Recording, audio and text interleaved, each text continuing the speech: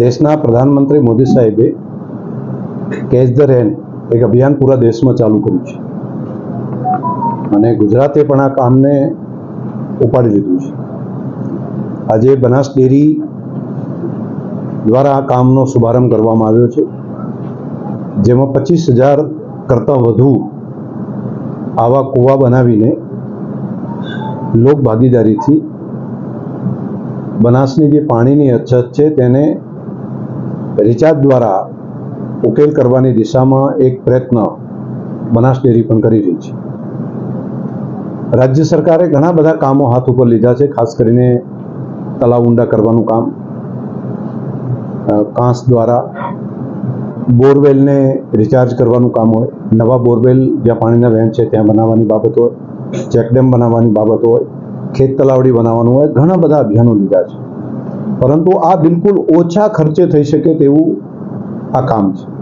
4x4નો એક કૂવો બનાવીને 8 ફૂટ જેટલો ઊંડો, જ્યાં રિચાર્જની ક્ષમતા જે જમીનની અંદર છે ત્યાં, અને ત્યાં ગ્રીલ, મોટા પથ્થર, તેનાથી મોટા પથ્થર, એ ટાઈપનું એક લેયર બનાવી અને સાદી સિસ્ટમથી વોટર રિચાર્જનું ખૂબ કામ કરી શકાય. એટલે ખેતરનું પાણી ખેતરની અંદર જ જમીનમાં ઉતારવાનું કરી શકાય.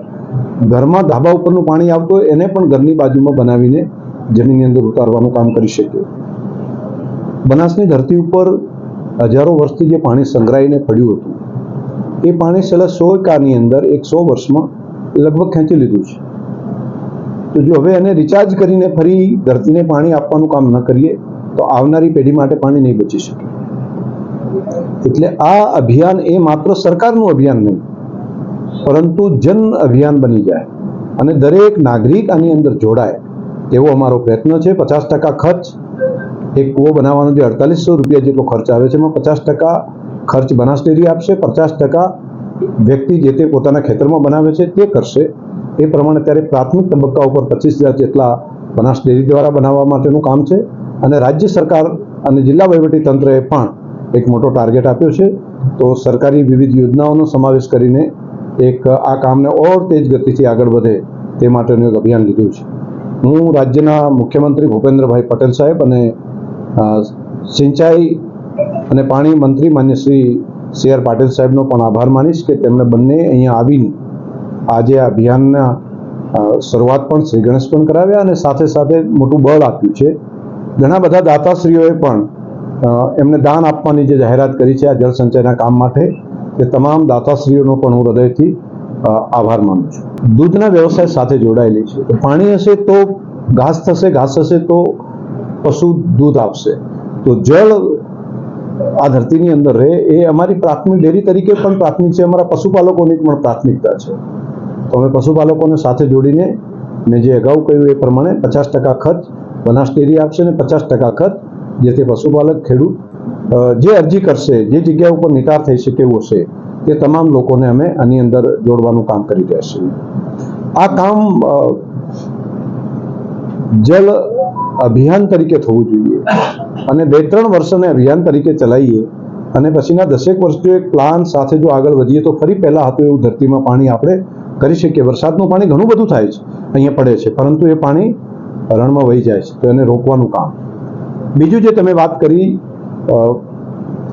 સીડબોલનું અને વૃક્ષારોપણનું, તો આ પણ પ્રકૃતિનું સાથે સાથેનું જ એક કામ છે.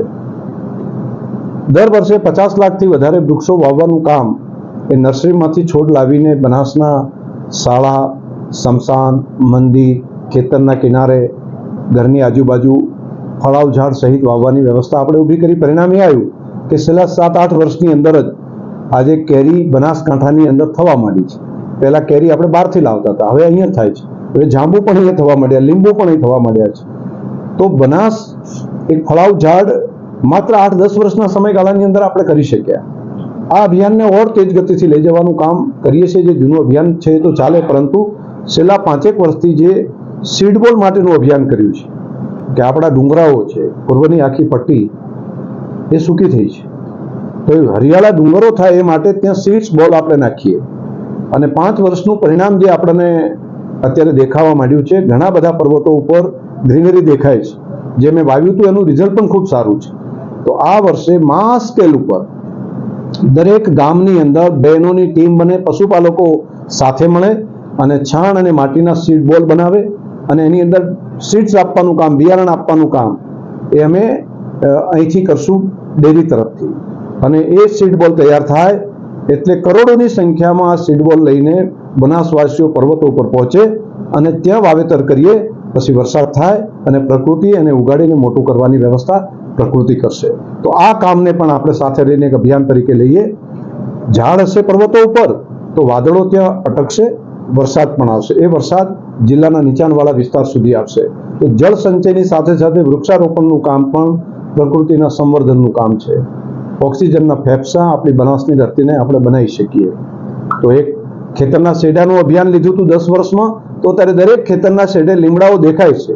આપણે પ્રત્યક્ષ રૂપે જોઈ શકીએ છીએ કે માત્ર 5-7 વર્ષની ઉંમરના લીમડાઓ કરોડોની સંખ્યાની અંદર બનાસની ધરતી ઉપર થઈ ગયા છે. તો એક નાની શરૂઆત આપણે કરી હતી, આજે એનું પરિણામ મળ્યું છે. હવે આ કામને ઓર તેજ ગતિથી આગળ લઈ જવું છે.